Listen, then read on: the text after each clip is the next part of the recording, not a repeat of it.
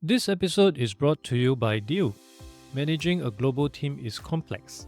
Deal makes it simpler with payroll, HR, IT, and compliance, all in one place. That's why over 35,000 businesses trust Deal to hire, pay, and manage teams worldwide. See how Deal works at deal.com/Adrian Tan to learn more. That's DEEL.com/ADRIANTAN. Deal, your forever people platform. Hey Audrey, welcome to the show. Hello, thank you for having me. For people who are new to you, how would you usually introduce yourself? I'm Audrey, a Singaporean who's lived half my life in China, and I'm the founder of Designing Trust and an ICF PCC performance coach, and the co-host and producer of the Curious Co podcast.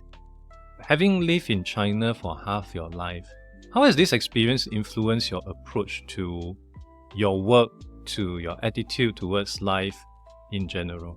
That's a great question. So let's rewind the clock a bit.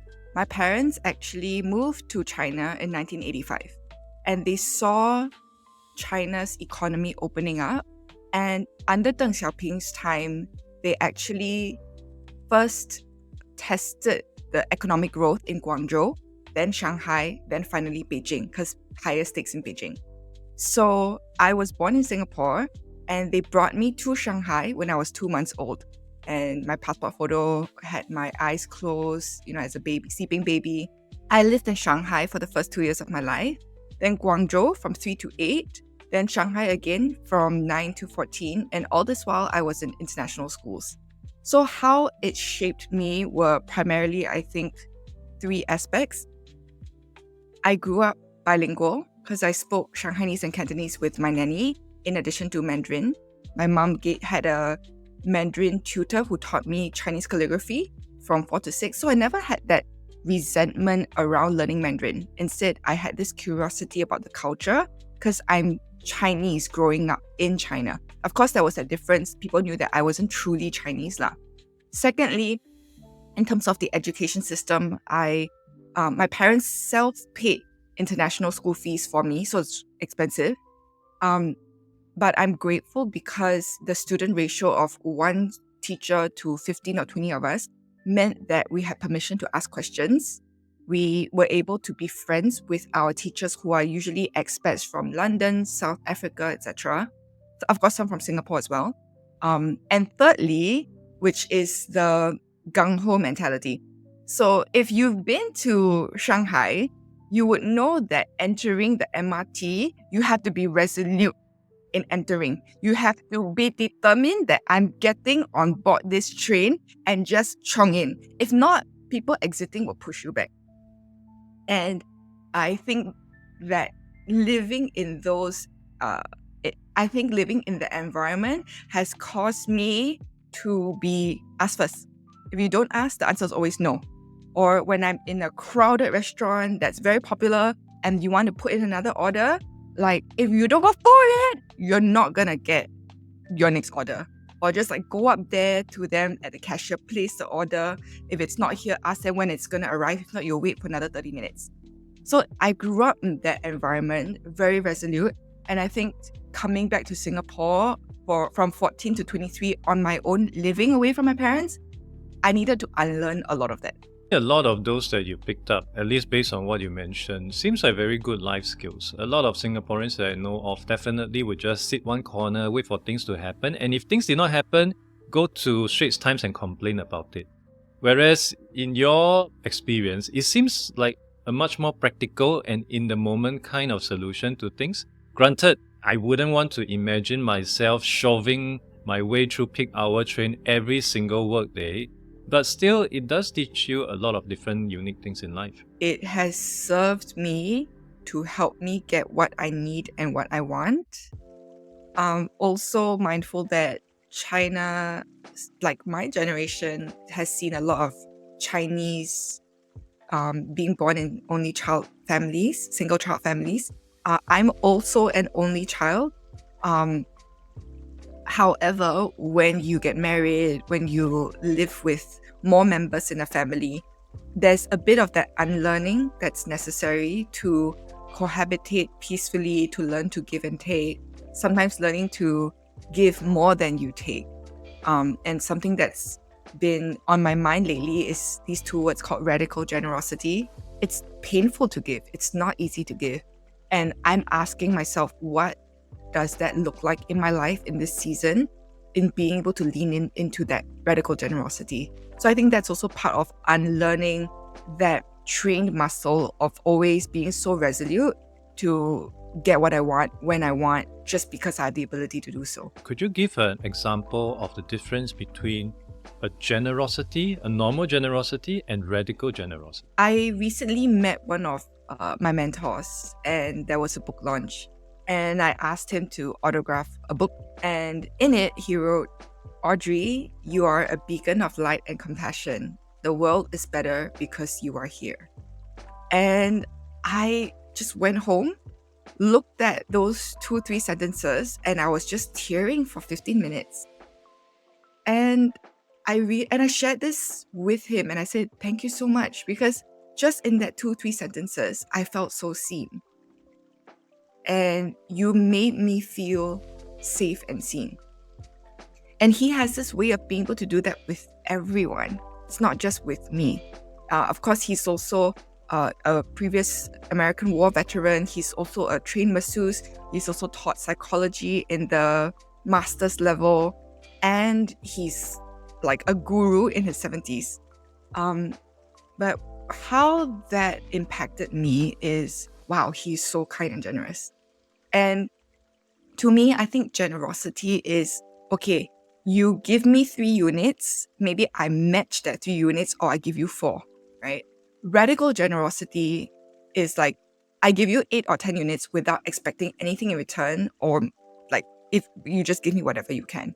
And that's not just financially, it can be words, it can be time, it can be help, and it's just paying that kindness forward. So how I'm thinking of applying it in my life could look like maybe supporting friends who are business owners, maybe in coaching that they need. And instead of asking for compensation, maybe asking them to pay it forward in their own way. Of course, it can't be unlimited. Then some boundaries need to be put in place, but to first give because I have received and I'm blessed, then asking them to pay that cycle forward. I think that's what radical generosity means to me right now. I read this story before about Bill Gates. I'm not sure how true it is. He has constantly been donating a lot of money around the world. And this story is about someone in Africa telling him, "Mr. Gates, do you know that 50% of your donation all go to corruption?" And he said he's aware. Then why are you still doing it, Mr. Gates? Because if I don't do that, the other 50% will never reach the people that actually needs it. And I think that's a very powerful statement, and I'm reminded of it as you told me this, because there is that sense that, especially in Singapore setting, where people are becoming more and more skeptical, everything is a scam, everything is a phishing link, there's a tendency to shy away from everything, not telling you to just go hit straight into the deepest end of the pool whenever someone along the way tell you they need your help. But if you do have to help, especially a close friend and all, I think it does make sense to go all out. I also recently wrote this article which also resonate to what you just mentioned, and I start the whole article about there are 3 kind of people that you should not forget. That were with you during difficult time, the people that walk away from you during difficult time, and the people that put you there into your difficult time. Yeah, I read it. Yeah, and another thing that my friend has mentioned to me before, which I think also resonate, people don't remember what you tell them, they remember how you make them feel. I just want to add in one more quote that came into mind, and I just want to say it's much easier to share it than to practice it, which is the only time we ought to look into someone else's bowl is not to see if they have more than us, but it's to see if they have enough. I like to segue to it to understand about your inspiration to take the leap to doing what you're doing right now. But of course, prior to it, let's just do a TLDR of what you were doing before you did a pivot, and then your key motivation. I started my career in L'Oreal Shanghai, doing international makeup product development for Maybelline. So we were creating lipstick products. We were innovating lipstick products, BB cream, foundation, benchmarking Korean trends. And as DMI, International Makeup Development, we would work with market research team, we work with labs, we work with the designers, the industry production team, and we'll put together this product over a 9-month period. So like project management, like an orchestra conductor. After we give birth to the product, China marketing would take the product to sell it. I learned a lot, and I also saw firsthand what some good teams and bad teams culture look like. And that led me to ask the question, why are there big companies out there, some with good culture and some with not so good culture? So that led me into coming back to Singapore. And in a way, I faced the early quarter life crisis, and I asked, who am I? What are my strengths? What do I enjoy doing? Like, what is my ikigai? So I asked that question at 24 years old. And I recalled that when I was 21, I knew that I wanted to be a coach. And well-meaning family members would go, no lah, you need to work 10 years in a corporate and become a marketing director before anyone would want to listen to what you have to say. But I think a bit of that gung-ho spirit was just try lor, see where it goes. So I started working in a training company, and the tool that we used was Clifton Strengths. So that became a skill that I honed over the last 10 years. And from then till now, I did a mixture of business development, startup headhunting, in-house talent acquisition, corporate partnerships. And I think, and I just like to say, coming out on my own was not an overnight decision. I tried when I was 28 years old while doing startup headhunting as a more stable source of income to launch training and coaching. And I realized maybe really not enough white hair then lah. So then Still don't have. coming out already. And another so from then till now, I was doing training coaching as a side hustle while having stability from a full-time job, while also learning from wonderful mentors along the way, like yourself. And I think it was only about 1.5 years ago, after getting married, I had the conversation with my husband to ask him, hey, I would really like to give this a proper shot.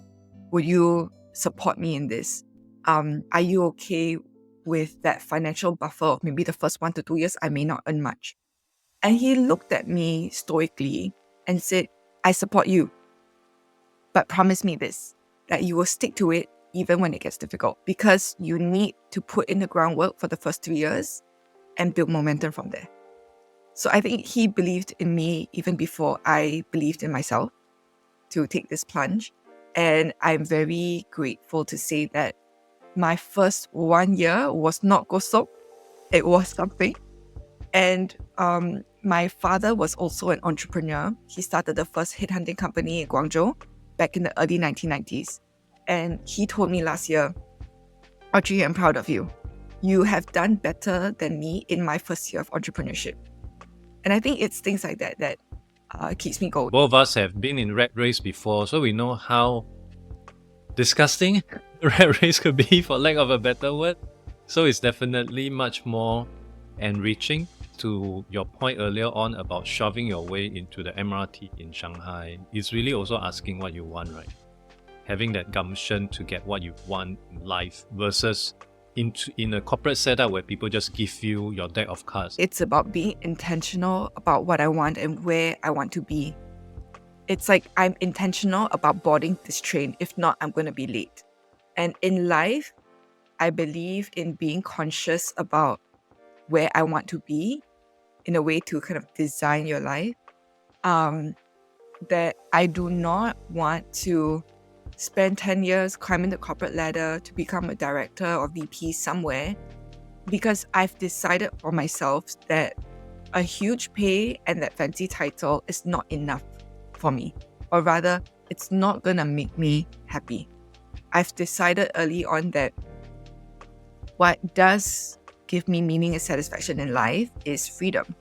freedom to choose who to work with or not, freedom to have sprints. And I realized I'm not a marathon runner, I'm more of a sprinter. And for work as well, for example, first 2 weeks of January, I was skiing with my family in Japan, and then I came back and ran 4 workshops. Then Chinese New Year came and a family member wanted to go away. We went away for a few days. Then I came back in February, ran 1 workshop. Had 2 weeks time off to edit podcasts, interview people. Then I did 2 back-to-back workshops on Tuesday, Wednesday, and I volunteered at a coaching conference Thursday, Friday, Saturday, Sunday for 12 hours straight. So that was an intense week. But I realized that worked for me. I enjoy it. I like having these peaks and troughs. For a very short period of time in high school, I was actually in track and field. I didn't last long in it, but I remember a friend who, every one of us have to go through the same training. If you have to run 5 kilometers, everyone ran 5 kilometers. Most of us would just be running at a standard pace throughout the whole thing. But there's this particular guy who would sprint and then walk a bit. Sprint and walk a bit. So I was asking He him... was doing hits already before it became a Exactly. thing. I was asking him why you run so weirdly, at least from what I can see back then. He said, this is just how it works for me. I prefer to run. If you ask me to run, I would prefer to run this way. And actually, he ran faster than a lot more people. So I think to each their own, and it's very important for us to be mindful of how we actually operate in life, how we enjoy operating in life. What is our operating guideline, and try to lean towards stuff that actually allow us to easily achieve that effortlessly. I was just telling someone this a few days ago that I think I probably have undiagnosed ADHD. And I will probably go and speak with someone this year or seek out a nonprofit that Xiaoyan, shout out to Xiaoyan, mentioned to me a few weeks ago. And I finally understood why I couldn't concentrate in 1 hour long meetings unless I was a note taker. Because if a meeting can be done in 15 minutes with just 2 people, I would rather do that than have a meeting of 1 hour with 10 people.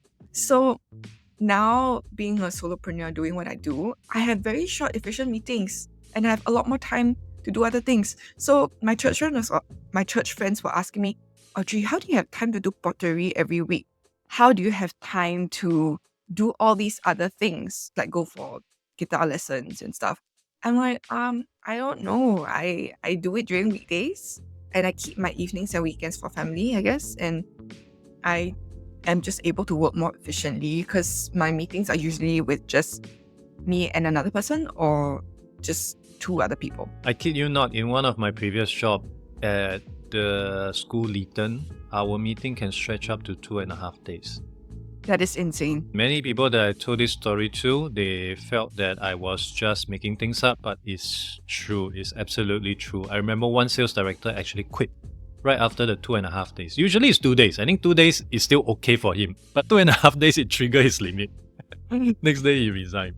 You would have died in that meeting. Was there a facilitator, or why was there no one facilitating the conversation? There wasn't. It was just a corporate retreat disguised as a weekly sales meeting, if I have to put it in some manner. It's just all over the place. No one is taking notes. End of the whole session, nobody knows what's going on, and everyone just goes back to life as normal.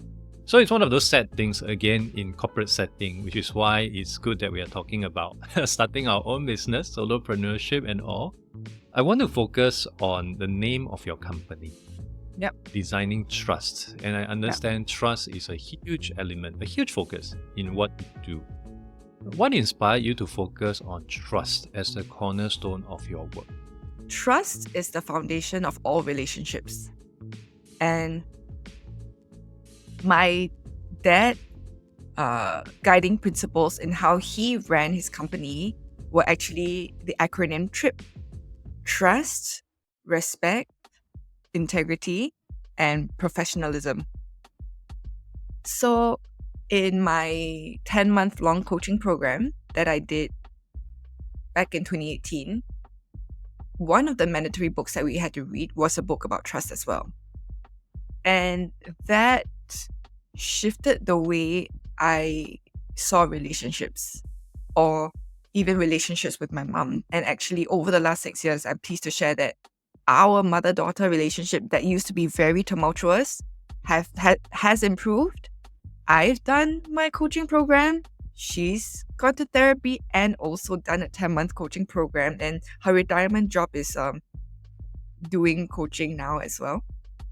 And so I realized that the pillars of competency and reliability, I call that hard skills, sincerity and care, human skills, not soft skills, so helpful to having conversations or even performance management conversations. Because usually in the corporate space, when we don't trust someone, we might whisper to someone else, hey, don't trust them also. Maybe they're not so good at what they do. Maybe they're not so reliable. Or maybe they are really good at what they do, but they're not caring and they treat people badly. And over time, to protect ourselves, that's how camps of safety can form. And that's actually politics lah. So it started out with the question of what if we had the language to be able to speak about trust with each other? Would that help to mend and restore trust? Would that lead to more courage and reconciliation in the workplace? Would that enable us to flourish and live more authentically, both in our personal lives and in our professional lives? And I think in turn, the outcome of that is people feel seen, people feel safer, people feel like I don't need to put on a mask, but I can be who I am. And that's an easier way to work and live. You have been in corporate roles for some time, and not trying to age you, but you also say you have grey hair. Having observed different workplaces in different period of time, do you think trust generally are increasing or eroding? Trust increases in organizations that are mindful and intentional about developing their talent authentically. It's not just lip service. Or companies that do prioritize, for example, engaging EAPs or providing coaching to their companies, whether it's through independent coaches or through companies like Hupo, Best of Me, etc. I'd say in organizations that are very fast-paced, that prioritizes short-term results over longer-term sustainable results or longer-term people development, and giving their people time to innovate, to learn, to fail, and not penalizing them. If companies that only focus on short-term results and don't focus on the others, then trust will be eroded. It will be transactional. Turnover will likely be higher. Your version of trust and my version can be very different. Yeah. But I also do understand that you believe it is entirely possible to measure trust. How do we quantify trust? It's about having that conversation to align on standard. I just did a corporate retreat for a management team recently, and there was a new GM that just came in. I suggested to the co-founder, why don't you encourage all of the team members to write a manual that this is how you get the best of me. For example, the GM was sharing, I sleep at 9:30 p.m. The best of me is 6 a.m. I can start working on my own at 4:30 to 6 a.m. Versus another Gen Z team member just looked with horror on her face and said, the best of me is at 11 p.m. Right? So it's just having the understanding first and foremost. And then when friction does arise, to actually not shy away from it, but to have that conversation about, instead of going with a blame and accuse way of, hey, why do you do this? Or that was wrong. It's actually start with a question like, hey, can I understand why do you do that? And then ask, is it okay for me to share with you how that made me feel?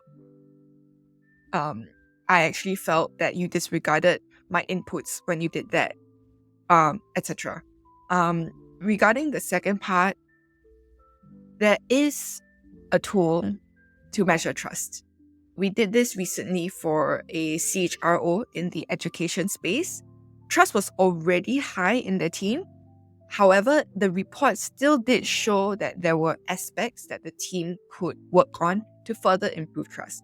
For example, a team may be too accommodating, such that when there are slip-ups, it's swept under the rug rather than holding people accountable to that small slip-up, because everybody prioritizes being nice, sincere, and caring over perhaps reliability, holding people accountable.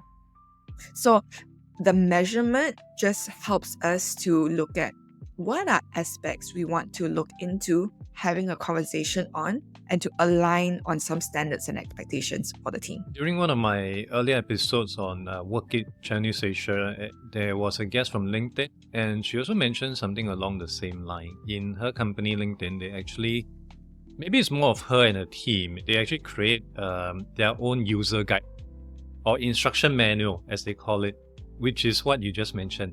How I operate, I operate best, how do you handle me with care? What is my washing guidelines, instructions?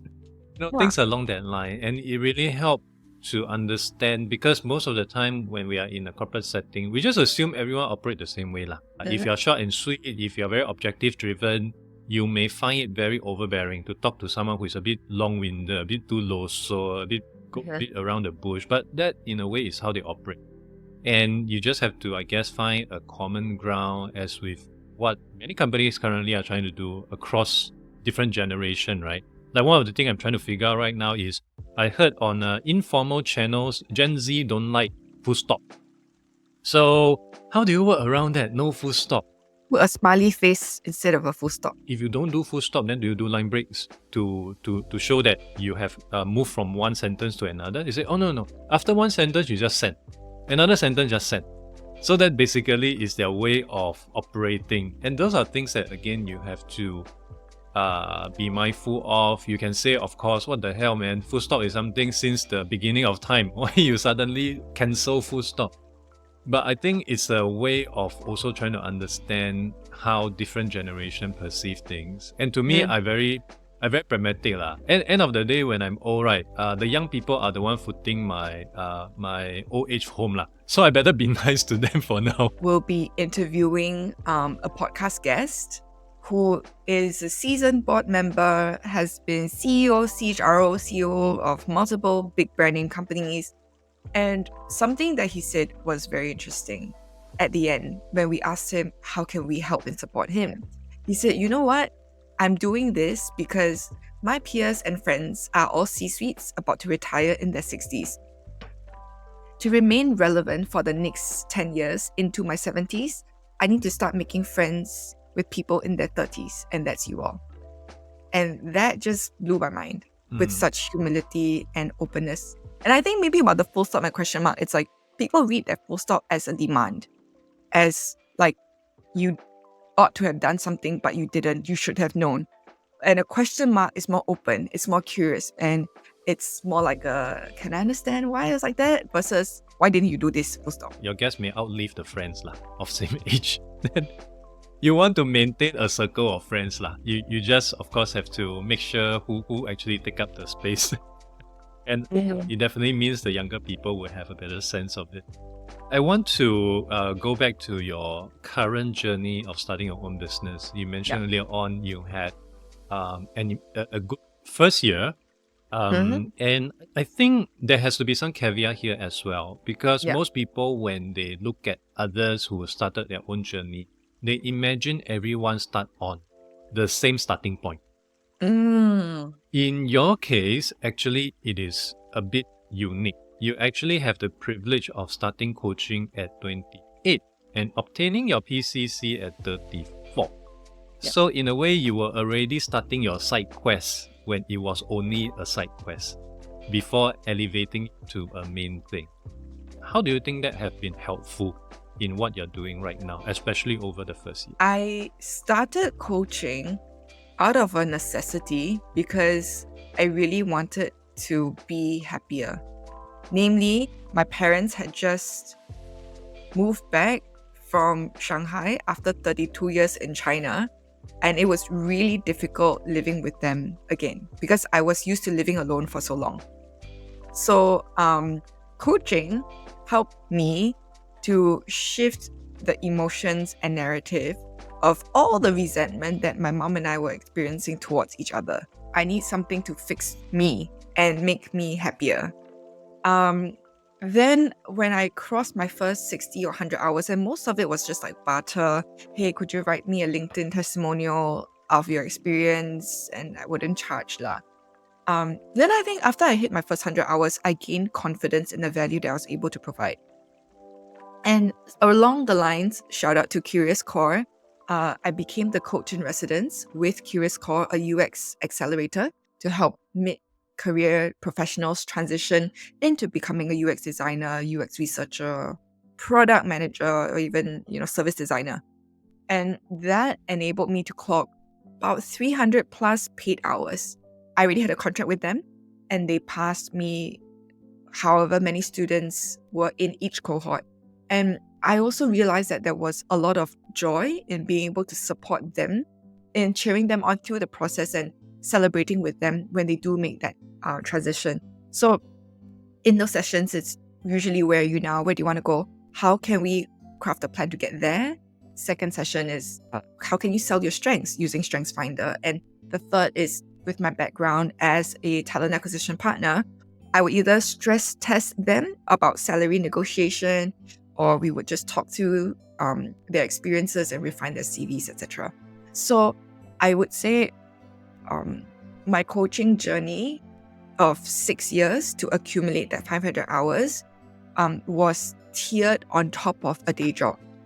So there were times, for example, like I would be coaching for 4 hours on a Sunday afternoon from 2 to 6.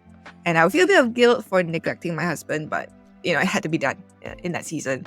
Or sacrificing evenings, lunch times, on top of planning my wedding, etc. So there was a time where I was really very busy. I was really burnt out. Yes, it did enable me to stretch my earnings for that year. And after that, I asked myself, for the sake of what? What am I trying to prove? Am I trying to prove this to anyone? I don't need to. It all started more as a self-help kind of thing, but along the way, it started to be helping others. How and what caused that pivot? Because if your notion from the get-go is just to help yourself, you would have stopped after helping yourself. Why bother helping others? My dream has always been enable more people to understand and learn what I have learned, to be able to have the tools to see the world, to see the existing relationships in a different way. In other words, to shift their own perspective. And I continued on because I wanted to deepen my craft. I wanted to expand my capacity and range to help people while also protecting my own boundaries and emotions.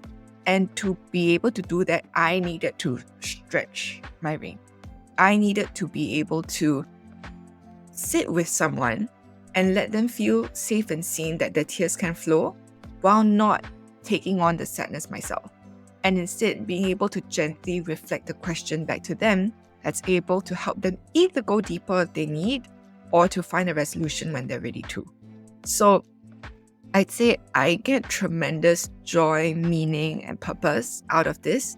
And this is, in a way, that ikigai of finding something that I'm decently good at, something that pays me, and something that I enjoy doing for the long haul. There's a quote I read somewhere: the most selfish thing you can do for yourself is to help others. And oftentimes I find myself feeling the best when I directly, indirectly, inadvertently help someone along the way. Sometimes very unintentional one. It just happens to be there instinctively. You feel that you should help. Even though in some circumstances when I reflect back, I felt that I may have been pulled a fast one.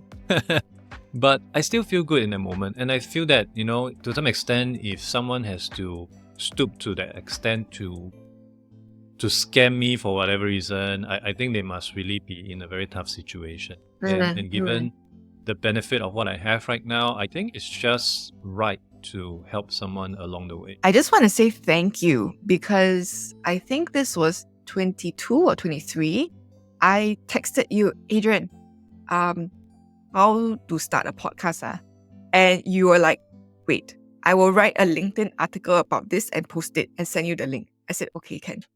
And I read it more than once and I sent it to my husband. I think he bought this mic for me that you recommended in that list. And I think about 1.5 years later, I found a wonderful co-host, Kai, and we birthed our podcast, the Curious Co podcast. I just wanted to say thank you because you definitely helped us along the way in our journey, and you were part of the process. There are actually a lot of people who are a few steps or many steps ahead of you. They're more than willing to help. And I often attribute this to a psychological factor because for many of them, they really have to struggle on their own to achieve what they have today. And in a way, trying to help someone who is younger right now, psychologically, they may see you as the younger version of themselves and trying to fulfill that void that they've been living nightmares with for the longest time. And here we are. And I should have sent your husband the affiliate link for the mic. You can put it in the link for this episode when it comes out. And one more thing is that this is maybe 5 to 10 years down the road. A dream of mine that I've had since my early 20s is asking the question, what would it look like if there's an Asian version of an Oprah and Brene Brown? Someone who is an entertaining talk show host that's able to go deep in conversations, coupled with that psychology coaching training to have conversations that gets people thinking about, am I happy? If not, what can I change to make myself happier? Or how do I need to change so that the family dynamics or work dynamics can change for the better? I started this podcasting purely because I wanted to sharpen my ability to interview people, as I was getting back then some moderator gig, some MC gig, and a few of them I really flopped, which is why I started this. Of course, it expanded to different means. I got into the Work It podcast. I started to get commission work as a podcaster, and I still continue this because I think it's an interesting way for me to meet up with people I enjoy meeting up with, like yourself. I remember when during COVID, one of the best day that I have, right, is when I was doing Zoom with random people. And why am I doing Zoom with random people? Because back then there was this thing called Lunch Club. So Lunch Club basically is for you to meet up with rando. Of course, you can specify your guidelines lah. I want to meet people in Singapore lah, talk about this, talk about that lah. And I remember the best conversation I had was I forget to select Singapore. I select Singapore lah. Because why would I want to speak with someone in, I don't know, Japan or South Korea? There's nothing in common. So there was one time I accidentally got paired with some guy in Sweden. And that was the best conversation. We were just talking, and then we were talking about books. And then I mentioned to him this book, and then he turned around, are you talking about this book? And then he mentioned about his favorite book. Then I turned around, are you talking about this book? And we had the best of time. I still remember that fondly. So that is how I started. And a few episodes ago, I was speaking with this guy, Amir Bashiruddin, and he was saying, in today's context, everyone should have a podcast. I think he does have a point somewhere where your voice do matter. The whole podcasting process as an interviewer also sharpens our listening. And sharpening our listening also sharpens our presence. Because it's about noticing what's said, what's not said, leading into our intuition to go off script and, catch a question and dig deeper there. And usually those off script questions are really where the gems are. I had the fortune of the behind the scene to see how Audrey functioned as a guest when she was on Work It podcast. And I can tell she has really improved by leaps and bounds. Thank you. 1 year in the making. Are there things that you've done in a very intentional manner to ensure that you are on the right path, you're on the right trajectory to what you foresee? All coaches need a coach. And I've always sought out peer coaching. And it was last year that I intentionally sought out, I wouldn't call it more expensive coaches, but I sought out coaches who were in a stage that was ahead of me and had the capacity to coach where I was at into who I wanted to become. I'm now in the midst of exploring working with that guru that I mentioned earlier, because he has become someone that I admire. And I told him jokingly before we parted, I want to be like you when I grow up. And he looked at me kindly with a smile and said, that's the thing, I never grew up. And for someone in his 70s to say, I never grew up, I play is the reason why I'm still young, why I still enjoy the life that I live, why I still have great relationships. I think that dropped something into my heart. What I am intentional and have been intentional is to look out for mentors or coaches who can speak into my life. Of course, I need to trust them and the values need to be aligned. Secondly, to invest time into maintaining the health and quality of my closest relationships. So that's with my parents, my husband, a close circle of friends. I'm usually the one who's calling for meetups. And the third is to just ask myself, what do I need to be happy? And to make sure that I don't self-abandon myself in that process. And all of them must be aligned. All of them must be aligned to grow towards the person that I want to become. In the current context, almost everyone is a coach. Your neighbor is a coach. His cat is a coach. I know you do have the trust element there that could be your differentiation. But broadly, how do you differentiate yourself in such a competitive market? And I'll be happy to also hear your thoughts about the current competition in the market, right? I disagree with people calling themselves a coach just because they've had 20, 30 years of corporate experience and think that they can mentor. There's a difference between mentorship and coaching. And I'd say it is the first thing that we learn in coaching school is not how to ask powerful questions, but it's learning to listen. First, listen to our own cluttered narratives, and then listen to what our client is saying and is not saying. How do we listen with our eyes and read body language? So I'd say, yes, it's saturated. Yes, you throw a stone, everyone's ACC, quite a few are PCC, 100 versus 500 hours. My goal is to just be better than I was yesterday and take another 20 years to work towards my MCC, Master Certified Coach, with 2,500 hours of coaching experience, and to just deepen my own practice. So I think if I were to look at the competition, the question is, how would that serve me? Instead, to just craft my own path and walk it faithfully. Regarding what, it being saturated and out there, I do branding workshops. I do art of communication workshops. And I think part of practicing what I preach is differentiating myself in the sense that I'm one of the few coaches who has my own podcast.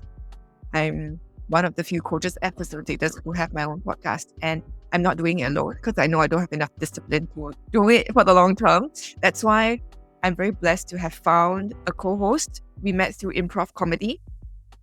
He's also a coach. And I think the level of listening that we bring to the conversations is probably different from a lot of podcast hosts out there who haven't had the rigor of doing hundreds of hours of listening in podcasting or been trained. So maybe that's how I differentiate myself. But I make sure I do it congruent to who I am, not doing it for the sake of doing it. I'm also learning a lot through conversations as well. If you are able to go back in time and when you first started your solopreneur journey, what's the advice you would give to your younger self? Trust the process, have a very clear why, believe in the purpose and mission of why I'm doing what I'm doing, to be okay with the down seasons. Of course, as a solopreneur, we are our own P&L. Ideally, it's cram 8 workshops into a month, cram like 20 hours of coaching into a week, for example. But I have come to be grateful for the peaks and trials, and my mindset is when there's work, I work with my whole heart. When there's no work coming in, I'm grateful for the break. I book a holiday if I can, and I just work on deepening my own practice and interviewing more people and editing my podcast.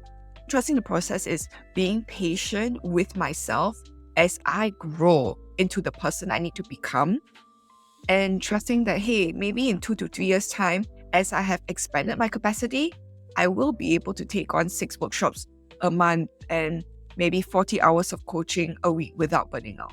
But I'm not there yet. I'm not at that capacity yet, and that's okay. One of my earlier guests, Ezekiel, mentioned this when I asked him the same question. He said if he can speak with his younger self, he's going to tell him, you don't know what you're doing, and it's okay. I do not know what I'm doing, and it's okay. And ultimately, it's really about trusting the process. No one will be able to guarantee that your business is going to fly. If it's going to be that easy, everyone will have flocked into doing business. But that's not going to be the case. Another thing would be to delink my worth from how much I make. Because in the corporate rat race, it's easy. You stay, you get promoted, you get paid more, you get paid that amount. You feel like, oh, okay, I feel good about myself because I earn like how much of 5 digits sort of thing. So as a solopreneur, I really had to do the work on myself to delink my worth from how much I was earning, to recognize that my worth comes from the fact that I am loved by my husband, by my parents, by my friends, and I'm able to love in return, that I'm healthy, I have time, and I value my time more than money to do things that I enjoy, such as like pottery, and I'm learning spiritual lessons through pottery too.